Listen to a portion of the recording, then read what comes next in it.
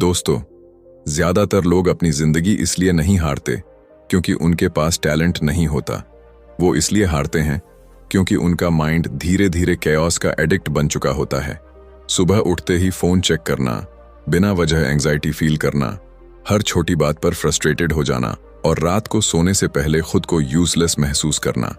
ये सब एक दिन में नहीं होता, ये धीरे धीरे होता है, बिल्कुल वैसे ही जैसे जहर शरीर में धीरे धीरे फैलता है। और सबसे डेंजरस बात, इंसान को पता भी नहीं चलता कि उसका दिमाग कब उसका सबसे बड़ा दुश्मन बन गया। लेकिन जापान में एक ऐसी फिलॉसफी है जिसने लाखों लोगों की जिंदगी बदल दी। एक ऐसी मेथड जो कहती है कि जिंदगी को बदलने के लिए जायंट मोटिवेशन की नहीं, सिर्फ छोटे डेली इंप्रूवमेंट्स की जरूरत होती है। उसका नाम है काइजन। काइजन का मतलब है कंटिन्यूअस इंप्रूवमेंट। हर दिन सिर्फ 1% बेहतर बनना। सुनने में छोटा लगता है, लेकिन यही छोटी चीजें इंसान की पूरी आइडेंटिटी बदल देती हैं, क्योंकि दिमाग अचानक बदलाव से डरता है। जब आप खुद से कहते हो कि कल से मैं पूरी जिंदगी बदल दूंगा, आपका ब्रेन पैनिक करने लगता है। इसलिए मोटिवेशन कुछ दिनों में खत्म हो जाती है। लेकिन काइजन ब्रेन को ट्रिक करता है। वो कहता है, बस थोड़ा सा बदलो, सिर्फ 5 मिनट जल्दी उठो, सिर्फ 10 मिनट मेडिटेशन करो, सिर्फ एक नेगेटिव थॉट को पकड़कर रोक दो, बस इतना। और यही बस इतना धीरे धीरे आपकी पूरी रियलिटी बदलना शुरू कर देता है। सोचो, अगर एक इंसान रोज सिर्फ 1% बेहतर होता जाए तो 1 साल बाद वो वही इंसान नहीं रहेगा। उसका माइंडसेट अलग होगा, उसका कॉन्फिडेंस अलग होगा, उसकी एनर्जी अलग होगी, और सबसे बड़ी बात, उसका माइंड साफ होने लगेगा। क्योंकि मेंटल डिटॉक्स कोई मैजिकल प्रोसेस नहीं है, ये डेली क्लीनिंग है। जैसे कमरे की धूल रोज साफ करनी पड़ती है, वैसे ही माइंड की नेगेटिविटी भी रोज साफ करनी पड़ती है। लेकिन आज लोग इंस्टेंट ट्रांसफॉर्मेशन चाहते हैं। वो चाहते हैं overnight confidence, overnight success, overnight peace, और यही इम्पेशंस उन्हें मेंटली वीक बना रही है। जापानी लोग जानते हैं कि स्ट्रॉन्गेस्ट ट्रीज भी एक दिन में नहीं बढ़ते, उन्हें समय लगता है। रूट्स को गहरा होने में पेशेंस लगता है, और इंसान का माइंड भी ऐसा ही है।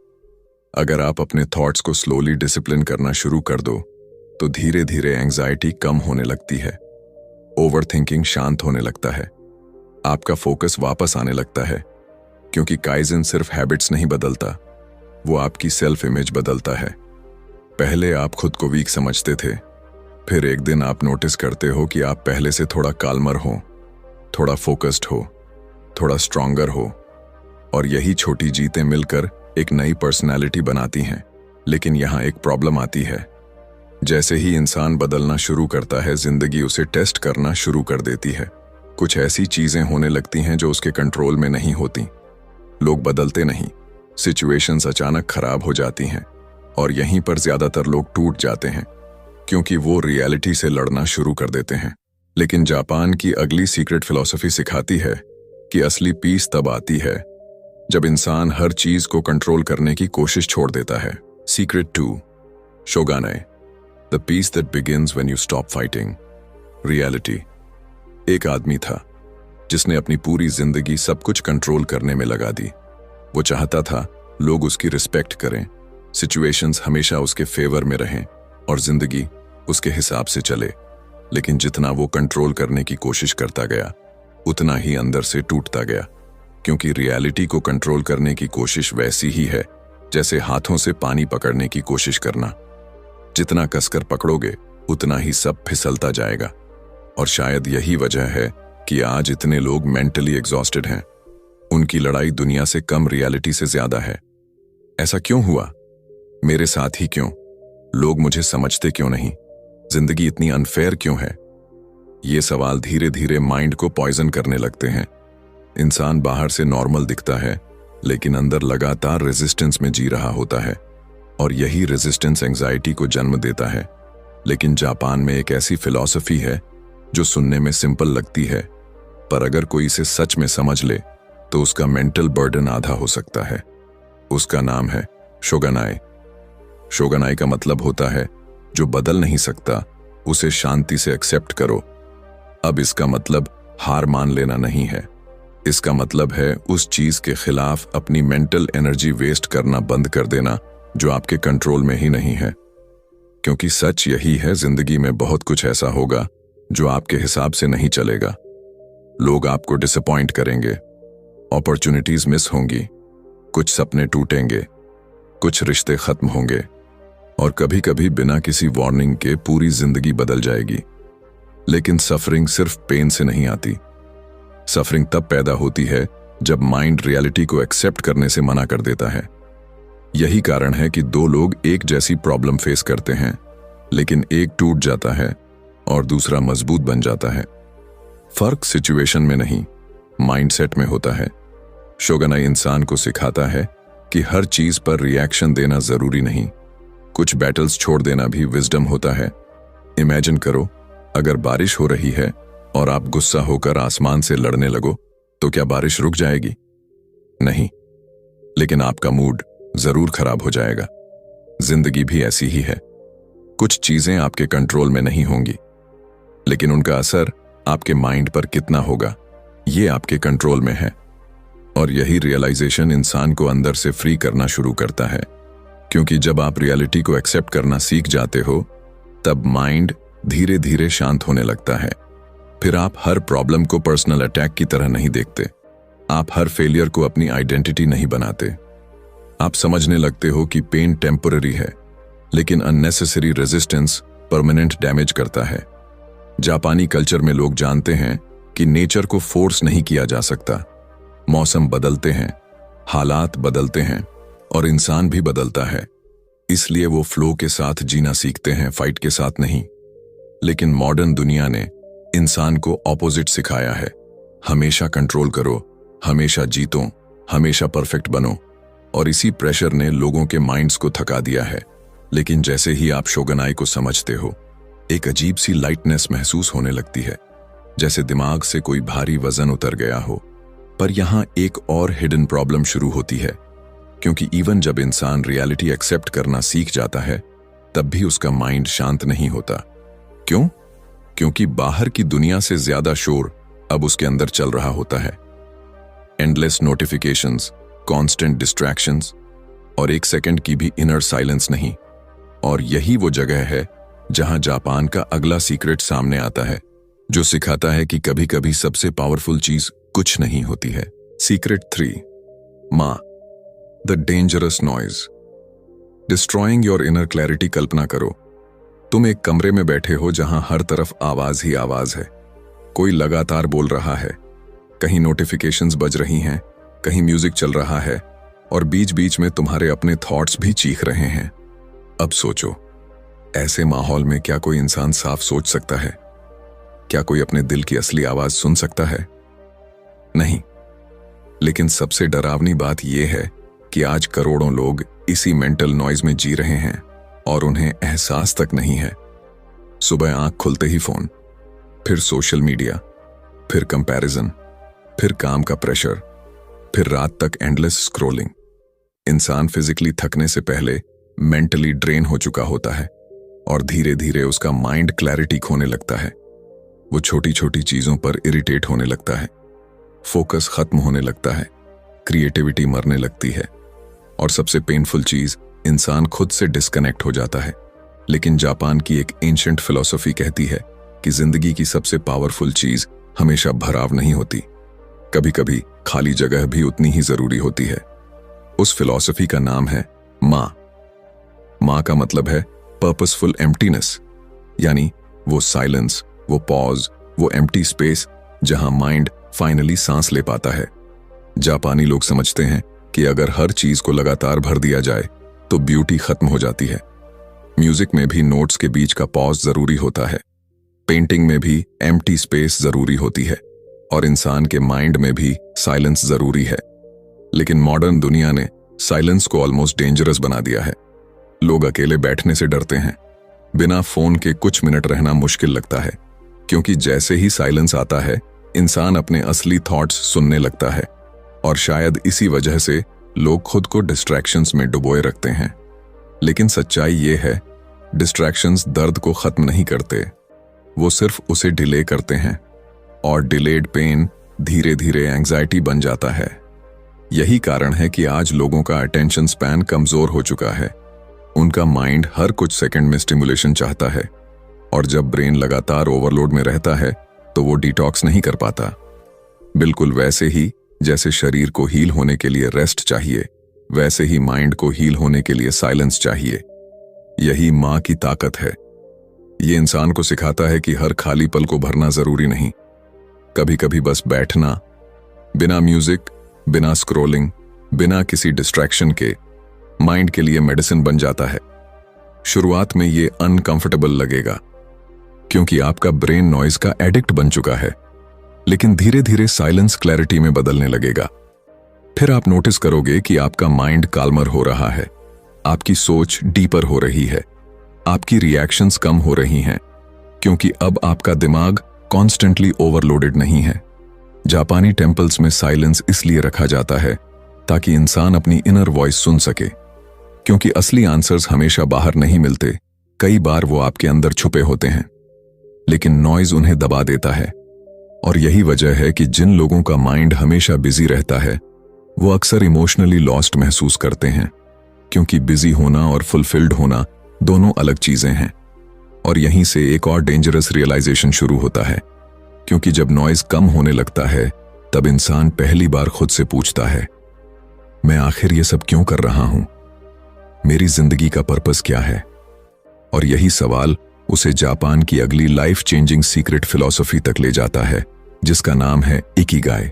Secret 4, Ikigai. Why most people feel exhausted even when they're busy। एक अजीब सच है, दुनिया के सबसे ज्यादा थके हुए लोग हमेशा वो नहीं होते जो सबसे ज्यादा मेहनत करते हैं। कई बार सबसे ज्यादा एग्जॉस्टेड वो लोग होते हैं जो बिना पर्पस के जी रहे होते हैं। सुबह उठना, काम करना, पैसा कमाना, फिर वही रिपीट। बाहर से जिंदगी चलती हुई दिखती है, लेकिन अंदर कहीं कुछ मर रहा होता है। और धीरे धीरे इंसान को महसूस होने लगता है कि वो सिर्फ सरवाइव कर रहा है, जी नहीं रहा। यही वजह है कि आज इतने लोग सब कुछ होने के बावजूद एम्प्टी फील करते हैं। अच्छी नौकरी है, फोन है, एंटरटेनमेंट है, फिर भी सेटिस्फैक्शन नहीं है, क्योंकि इंसान सिर्फ कंफर्ट से खुश नहीं होता। उसे मीनिंग चाहिए, उसे ऐसा रीजन चाहिए जिसकी वजह से वो सुबह एक्साइटमेंट के साथ उठ सके। लेकिन मॉडर्न दुनिया ने लोगों को इतना बिजी बना दिया है कि उन्होंने खुद से ये पूछना ही बंद कर दिया, मैं सच में चाहता क्या हूं? और जब इंसान अपने पर्पस से डिस्कनेक्ट हो जाता है, उसका माइंड धीरे धीरे टॉक्सिक होने लगता है। फिर छोटी चीजें भी भारी लगने लगती हैं, मोटिवेशन फेक लगने लगती है, और जिंदगी एक एंडलेस लूप बन जाती है। लेकिन जापान में एक ऐसी फिलॉसफी है जो इंसान को सिर्फ काम करना नहीं, मीनिंग के साथ जीना सिखाती है। उसका नाम है इकिगाई। इकिगाई का मतलब है जीने की वजह, वो रीजन जिसकी वजह से आप हर सुबह उठते हो। जापान के ओकिनावा आइलैंड में, जहां दुनिया के सबसे ज्यादा लॉन्ग लिविंग लोग रहते हैं, वहां लोगों की जिंदगी सिर्फ लंबी नहीं, मीनिंगफुल भी होती है, क्योंकि वो सिर्फ सरवाइव नहीं करते, वो अपने इकिगाई के साथ जीते हैं। और यही चीज उन्हें मेंटली स्ट्रांग बनाती है।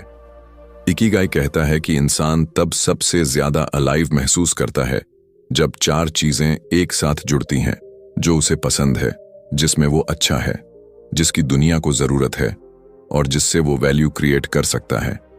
लेकिन समस्या ये है कि ज्यादातर लोग दूसरों के एक्सपेक्टेशंस के हिसाब से जिंदगी जीते हैं। सोसाइटी क्या कहेगी, फैमिली क्या चाहेगी, लोग किसे सक्सेसफुल मानेंगे, और इसी प्रोसेस में वो खुद को खो देते हैं। फिर एक दिन उन्हें रियलाइज होता है कि वो सालों से ऐसी जिंदगी जी रहे थे जो उनकी थी ही नहीं। और यही रियलाइजेशन सबसे पेनफुल होता है, क्योंकि पैसा माइंड को टेम्पररी कंफर्ट दे सकता है, लेकिन पर्पस ही उसे लॉन्ग टर्म पीस देता है।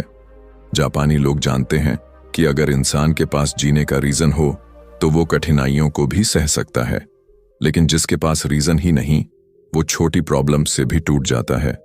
इसलिए इकिगाई सिर्फ करियर खोजने के बारे में नहीं है, ये खुद को खोजने के बारे में है। ये समझने के बारे में है कि कौन सी चीज आपके अंदर लाइफ भर देती है, कौन सा काम करते वक्त आपको टाइम का एहसास नहीं होता, कौन सी चीज आपके अंदर वो स्पार्क जगाती है जो दुनिया की कोई डिस्ट्रैक्शन नहीं जगा सकती। और जैसे ही इंसान अपना इकिगाई ढूंढना शुरू करता है, उसका माइंड डिटॉक्स होने लगता है, क्योंकि अब वो कंपैरिजन से नहीं, कनेक्शन से जी रहा होता है।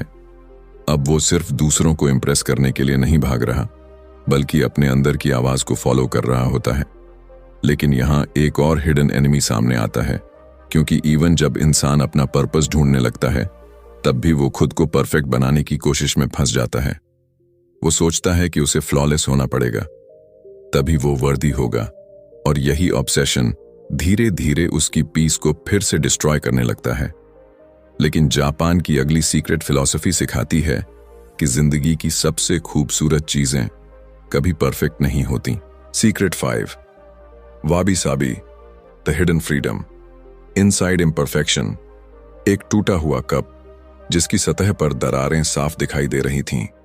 ज्यादातर लोग उसे बेकार समझकर फेंक देते, लेकिन जापान में उसी टूटे हुए कप को सोने से जोड़ा जाता है और फिर उसे पहले से भी ज्यादा खूबसूरत माना जाता है। सुनने में अजीब लगता है ना? लेकिन यही फिलॉसफी इंसान की जिंदगी पर भी लागू होती है, क्योंकि आज दुनिया लोगों को एक डेंजरस इल्यूजन बेच रही है। परफेक्ट बनो, तभी वर्दी हो। Perfect body, perfect career, perfect relationship, perfect life. और इसी परफेक्शन के पीछे भागते भागते लोग मेंटली टूट रहे हैं।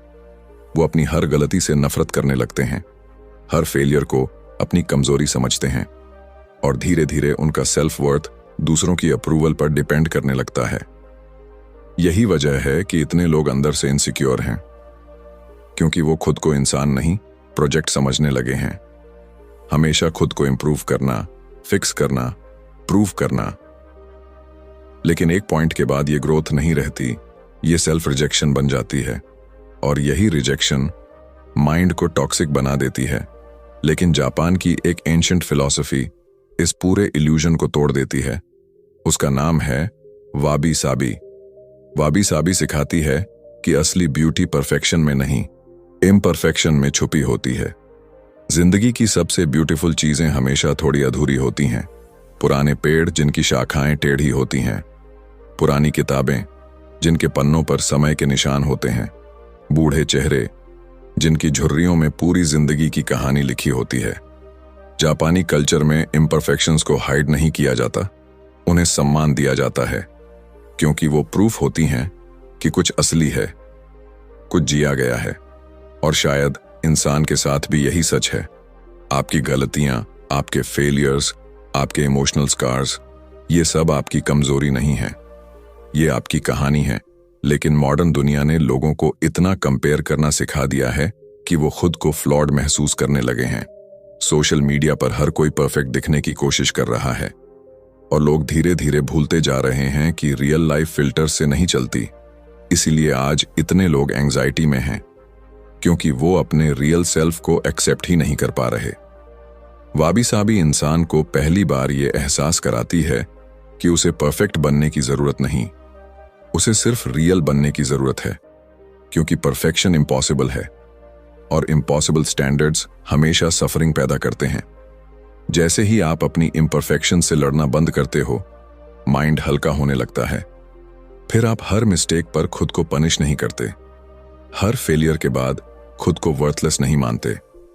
आप समझने लगते हो कि ग्रोथ का मतलब फ्लॉलेस होना नहीं, बल्कि टूटने के बाद भी आगे बढ़ते रहना है। जापान में किंटसुगी नाम की एक आर्ट होती है, जहां टूटे हुए बर्तनों को सोने से जोड़ा जाता है, क्योंकि वहां लोग मानते हैं कि टूटी हुई चीजें छुपाने की नहीं, सेलिब्रेट करने की होती हैं।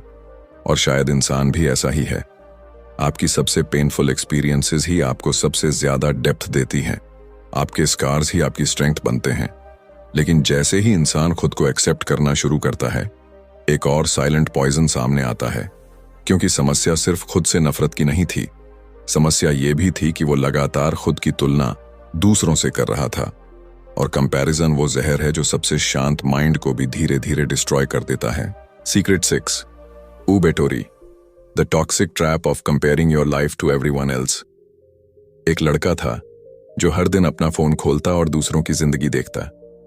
किसी के पास बेटर बॉडी थी, किसी के पास ज्यादा पैसा, कोई दुनिया घूम रहा था, कोई 25 की उम्र में मिलियनेयर बन चुका था, और धीरे धीरे उसे लगने लगा कि वो पीछे छूट गया है। उसकी अपनी अचीवमेंट्स छोटी लगने लगीं, उसका कॉन्फिडेंस कम होने लगा, और सबसे खतरनाक बात, उसने अपनी जिंदगी को जीना बंद कर दिया क्योंकि वो हर समय किसी और की जिंदगी से अपनी तुलना कर रहा था। शायद यही मॉडर्न दुनिया का सबसे साइलेंट पॉइजन है, कंपैरिजन। लोग अब अपनी रियलिटी से ज्यादा दूसरों की हाइलाइट्स देख रहे हैं, और जब इंसान हर दिन खुद को दूसरों के स्टैंडर्ड से मेजर करता है, उसका माइंड कभी पीसफुल नहीं रह सकता, क्योंकि चाहे आप कितना भी हासिल कर लो, हमेशा कोई ना कोई आपसे आगे दिखेगा। और यही एंडलेस रेस इंसान को मेंटली एग्जॉस्टेड बना देती है। लेकिन जापान की एक पावरफुल फिलॉसफी इस इल्यूजन को पूरी तरह तोड़ देती है। उसका नाम है उबाइटोरी। उबाइटोरी 4 अलग अलग पेड़ों के नामों से बना है, चेरी, प्लम, पीच और एप्रिकॉट। ये चारों पेड़ एक ही मौसम में खिलते हैं, लेकिन अलग अलग समय पर। कोई पहले खिलता है, कोई बाद में, लेकिन उनमें से कोई भी दूसरे से कंपीट नहीं करता, क्योंकि हर पेड़ जानता है कि उसकी अपनी टाइमिंग है। और यही फिलॉसफी इंसान की जिंदगी पर भी लागू होती है। हर इंसान का जर्नी अलग है। किसी की शुरुआत जल्दी होती है, किसी की सक्सेस लेट आती है, कोई 20 की उम्र में डायरेक्शन पा लेता है और कोई 40 में। लेकिन कंपैरिजन इंसान को ये भूलने पर मजबूर कर देता है। फिर वो अपनी जर्नी एंजॉय करने के बजाय कॉन्स्टेंटली खुद को जज करने लगता है। यही कारण है कि आज इतने टैलेंटेड लोग भी इनसिक्योर फील करते हैं, क्योंकि उन्होंने अपने प्रोग्रेस को अप्रिशिएट करना छोड़ दिया है। वो सिर्फ ये देख रहे हैं कि दूसरे उनसे कितना आगे हैं। लेकिन सच्चाई ये है, कंपैरिजन मोटिवेशन नहीं देता। शुरुआत में शायद थोड़ा पुश दे दे, लेकिन लंबे समय में ये कॉन्फिडेंस डिस्ट्रॉय करता है, क्योंकि आपका फोकस ग्रोथ से हटकर वैलिडेशन पर चला जाता है। फिर आप वो काम भी दूसरों को इम्प्रेस करने के लिए करने लगते हो जो कभी आपको जेन्युइनली पसंद थे, और धीरे धीरे आपकी आइडेंटिटी खोने लगती है। उबाइटोरी इंसान को सिखाता है कि जिंदगी रेस नहीं है, ये एक पर्सनल जर्नी है। अगर एक फ्लावर दूसरे फ्लावर की स्पीड देखकर खुद को यूजलेस समझने लगे, तो वो कभी खिल ही नहीं पाएगा। और इंसान भी ऐसा ही है। जैसे ही आप खुद को कंपेयर करना बंद करते हो, माइंड सडनली हल्का महसूस करने लगता है। फिर आप दूसरों की सक्सेस से जलते नहीं, इंस्पायर होते हो। फिर आप अपनी छोटी प्रोग्रेस को भी सेलिब्रेट करना सीखते हो, क्योंकि अब आपका कंपटीशन किसी और से नहीं, सिर्फ कल वाले वर्जन से है। जापानी लोग जानते हैं कि नेचर में हर चीज अपनी रिदम में ग्रो करती है। कोई पेड़ दूसरे पेड़ को देखकर अपनी जड़ें तेज नहीं बढ़ाता, लेकिन मॉडर्न दुनिया ने इंसानों को इम्पेशेंट बना दिया है। सब कुछ फास्ट चाहिए, instant success, instant results, instant recognition, और इसी इम्पेशेंस ने लोगों की पीस छीन ली है। लेकिन जब आप उबाइटोरी को समझते हो, तब पहली बार रियलाइज होता है कि देर होना फेलियर नहीं है, अपनी टाइमिंग में ग्रो करना वीकनेस नहीं है। और शायद सबसे पावरफुल चीज यही है कि आप खुद को फाइनली एक्सेप्ट करना शुरू कर देते हो। लेकिन जैसे ही कंपैरिजन का नॉइज कम होता है, इंसान एक और शॉकिंग चीज नोटिस करता है। उसका माइंड सिर्फ लोगों से नहीं, पूरी आर्टिफिशियल दुनिया से थक चुका है। कॉन्क्रीट वॉल्स, स्क्रीन्स, नोटिफिकेशंस और नेचर से कंप्लीट डिस्कनेक्शन। और यहीं जापान का अगला सीक्रेट सामने आता है, जो कहता है कि कभी कभी सबसे पावरफुल थेरेपी किसी इंसान के शब्दों में नहीं, पेड़ों की खामोशी में छुपी होती है। सीक्रेट 7, शिनरिन योकू, the forgotten medicine hidden in nature. एक समय था जब इंसान सुबह बर्ड्स की आवाज से उठता था, पेड़ों की हवा महसूस करता था, मिट्टी की खुशबू उसके अंदर शांति भर देती थी। लेकिन आज लोग अलार्म की हार्श साउंड से उठते हैं, सबसे पहले स्क्रीन देखते हैं और पूरा दिन कंक्रीट वॉल्स के बीच बिताते हैं। शायद यही वजह है कि मॉडर्न दुनिया पहले से ज्यादा कनेक्टेड होकर भी अंदर से इतनी डिस्कनेक्टेड महसूस करती है। लोग मेंटली टायर्ड हैं, इमोशनली नम हैं, और उन्हें समझ ही नहीं आता कि आखिर उनके अंदर ये बेचैनी क्यों बढ़ती जा रही है। क्योंकि इंसान सिर्फ मशीन नहीं है, उसे सिर्फ फूड और मनी की जरूरत नहीं, उसे नेचर की भी जरूरत है। लेकिन मॉडर्न लाइफ ने इंसान को इतना आर्टिफिशियल बना दिया है कि वो अपने सबसे नेचुरल हीलिंग सोर्स से ही कट चुका है। और जब इंसान नेचर से दूर होता है, उसका माइंड धीरे धीरे भारी होने लगता है, स्ट्रेस बढ़ता है, थॉट्स कैओटिक हो जाते हैं, हार्ट हमेशा हरी में रहता है। लेकिन जापान में एक ऐसी प्रैक्टिस है जिसे लोग मेंटल डिटॉक्स की नेचुरल मेडिसिन मानते हैं। उसका नाम है शिनरिन योकू। शिनरिन योकू का मतलब होता है फॉरेस्ट बेथिंग, लेकिन इसका मतलब जंगल में जाकर नहाना नहीं है। इसका मतलब है खुद को पूरी तरह नेचर में डुबो देना, बिना जल्दी के, बिना डिस्ट्रैक्शन के। सिर्फ पेड़ों के बीच चलना, हवा महसूस करना, बर्ड्स सुनना और अपने माइंड को फाइनली स्लो होने देना। जापान में डॉक्टर्स तक लोगों को फॉरेस्ट्स में टाइम स्पेंड करने की सलाह देते हैं, क्योंकि रिसर्च ने साबित किया है कि नेचर स्ट्रेस हार्मोन्स कम करती है, हार्ट रेट शांत करती है और नर्वस सिस्टम को हील करने लगती है। लेकिन शायद सबसे पावरफुल चीज साइंस नहीं, वो फीलिंग है जो इंसान नेचर के बीच महसूस करता है। जैसे अचानक दिमाग का शोर कम होने लगता है, जैसे अंदर कुछ धीरे धीरे शांत हो रहा हो, क्योंकि नेचर इंसान को उसकी असली पेस याद दिलाती है। पेड़ कभी जल्दी नहीं करते, फिर भी वो ग्रो करते हैं। नदियां बिना कंपटीशन के बहती हैं, फिर भी अपने डेस्टिनेशन तक पहुंच जाती है। लेकिन इंसान, वो हर समय भाग रहा है। उसे लगता है अगर वो स्लो हुआ तो पीछे छूट जाएगा, और यही कांस्टेंट हरी उसके माइंड को पॉइजन कर रही है। शिनरिन योकू इंसान को फिर से ब्रीथ करना सिखाता है, फिर से प्रेजेंट होना सिखाता है, क्योंकि आज ज्यादातर लोग फिजिकली एक जगह होते हैं लेकिन मेंटली कहीं और। वो खाना खाते वक्त भी सोच रहे होते हैं, चलते वक्त भी फोन में खोए रहते हैं, और धीरे धीरे वो लाइफ फील करना ही भूल जाते हैं। लेकिन नेचर के बीच डिस्ट्रैक्शंस कमजोर पड़ने लगते हैं। फिर इंसान नोटिस करता है हवा की आवाज, धूप की वार्मथ, लीव्स की मूवमेंट, और यही छोटी चीजें माइंड को डिटॉक्स करना शुरू करती हैं। जापानी लोग जानते हैं कि साइलेंस सिर्फ एम्प्टी स्पेस नहीं, हीलिंग स्पेस भी है। इसलिए उनके गार्डन्स, टेम्पल्स और फॉरेस्ट्स सिर्फ प्लेसेस नहीं, इमोशनल सैंक्चुअरीज होते हैं। और शायद यही वजह है कि नेचर के बीच इंसान खुद को ज्यादा अलाइव महसूस करता है, क्योंकि वहां उसे किसी को इंप्रेस नहीं करना पड़ता। कोई कंपैरिजन नहीं, कोई प्रेशर नहीं, सिर्फ एग्जिस्टेंस। लेकिन यहां एक फाइनल रियलाइजेशन आता है, क्योंकि इवन अगर इंसान पीस फील करना सीख जाए, तब भी दुनिया नेगेटिविटी से भरी रहेगी। लोग बदलेंगे नहीं, प्रॉब्लम्स खत्म नहीं होंगी, और इसलिए माइंड को सिर्फ हील करना काफी नहीं, उसे प्रोटेक्ट करना भी जरूरी है। और यही जापान की आखिरी सीक्रेट फिलॉसफी सिखाती है, एक ऐसी डिसिप्लिन जो इंसान को केओस के बीच भी काम रहना सिखाती है। सीक्रेट 8, ज़ानशिन, the final discipline that protects your mind forever. एक सैमुराई वॉरियर से किसी ने पूछा था, तुम हर सिचुएशन में इतने काम कैसे रहते हो? उसने जवाब दिया, क्योंकि मैंने सिर्फ तलवार चलाना नहीं सीखा, मैंने अपने माइंड को जागते रहना सिखाया।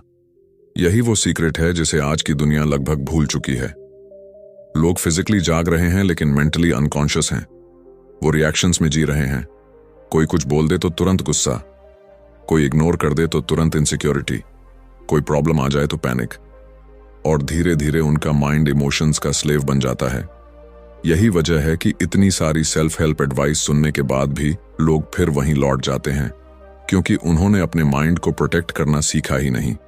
उन्होंने पीस फील तो की, लेकिन उसे मेंटेन करना नहीं सीखा, और बिना मेंटल डिसिप्लिन के नेगेटिविटी हमेशा वापस आ जाती है। लेकिन जापान की एक एंशिएंट फिलॉसफी इस पूरे साइकिल को तोड़ती है। उसका नाम है ज़ानशिन। ज़ानशिन का मतलब है रिलैक्स्ड अवेयरनेस, यानी पूरी तरह प्रेजेंट रहना लेकिन इमोशनली कंट्रोल्ड रहना। मार्शल आर्ट्स में फाइटर्स सिर्फ अटैक पर फोकस नहीं करते, वो हर मोमेंट अवेयर रहते हैं। उनका माइंड डिस्ट्रैक्टेड नहीं होता, पैनिक नहीं करता, क्योंकि वो जानते हैं कि असली स्ट्रेंथ मसल्स में नहीं, अवेयरनेस में होती है। और जिंदगी भी ऐसी ही है। ज्यादातर लोग प्रॉब्लम से नहीं हारते, वो अपनी अनकॉन्शियस रिएक्शन से हारते हैं। उनका माइंड ऑटो पायलट पर चल रहा होता है। वो हर नेगेटिव थॉट को सच मान लेते हैं, हर इमोशन के साथ बह जाते हैं, और फिर कहते हैं मेरा माइंड शांत क्यों नहीं रहता? क्योंकि शांत माइंड एक्सीडेंट से नहीं बनता, उसे ट्रेन करना पड़ता है। ज़ानशिन इंसान को यही सिखाता है कि अवेयरनेस ही प्रोटेक्शन है। जैसे ही आप अपने थॉट्स को ऑब्जर्व करना शुरू करते हो, वो आप पर कंट्रोल खोने लगते हैं। फिर एंगर आता है, लेकिन आप उसके गुलाम नहीं बनते। फियर आता है, लेकिन वो आपको पैरालाइज नहीं करता। स्ट्रेस आता है, लेकिन आपका माइंड टूटता नहीं, क्योंकि अब आप जाग चुके हो। और यही जागरूकता इंसान को मेंटली पावरफुल बनाती है। जापानी वॉरियर्स जानते थे कि असली खतरा बाहर के एनिमीज नहीं, अंदर का डिस्ट्रैक्टेड माइंड है। इसलिए वो सिर्फ फाइटिंग स्किल्स नहीं, मेंटल स्टिलनेस भी प्रैक्टिस करते थे। लेकिन मॉडर्न दुनिया ने इंसानों का अटेंशन तोड़ दिया है। हर सेकंड कोई नोटिफिकेशन, कोई डिस्ट्रैक्शन, कोई ओपिनियन आपके माइंड को खींच रहा है। और जब माइंड कॉन्स्टेंटली डिस्ट्रैक्टेड रहता है तो वो वीक होने लगता है। इसीलिए आज इतने लोग छोटी सिचुएशंस में भी इमोशनली कोलैप्स कर जाते हैं। लेकिन जानशिन सिखाता है कि काल्म रहना वीकनेस नहीं, अल्टीमेट पावर है। जब बाकी लोग पैनिक कर रहे हों और आपका माइंड स्टिल हो, तभी आप सही डिसीजंस लेते हो, तभी आप लाइफ को क्लियरली देख पाते हो। और शायद यही मेंटल डिटॉक्स का फाइनल स्टेज है। सिर्फ नेगेटिविटी हटाना नहीं, बल्कि ऐसी अवेयरनेस बनाना जहां नेगेटिविटी टिक ही ना सके। इमेजिन करो एक ऐसा माइंड जो कंपैरिजन से फ्री हो, ओवरथिंकिंग से फ्री हो, कांस्टेंट नॉइज से फ्री हो। एक ऐसा माइंड जो प्रेजेंट हो, पीसफुल हो, फोकस्ड हो। यही वो ट्रांसफॉर्मेशन है जिसे जापानी फिलॉसफीज धीरे धीरे क्रिएट करती हैं। काइजेन ने आपको बदलना सिखाया, शोगुनाई ने रियलिटी एक्सेप्ट करना सिखाया, माँ ने साइलेंस की पावर दिखाई, इकिगाई ने पर्पस दिया, वाबी साबी ने इम्परफेक्शंस को ब्यूटीफुल बनाया, उबाइटरी ने कंपैरिजन का पॉइजन खत्म किया, शिनरिन योकू ने नेचर से रिकनेक्ट कराया, और जानशिन, उसने आपको खुद का प्रोटेक्टर बना दिया। क्योंकि आखिर में सबसे पावरफुल इंसान वो नहीं होता जिसके पास सबसे ज्यादा पैसा या पावर हो। सबसे पावरफुल इंसान वो होता है जिसका माइंड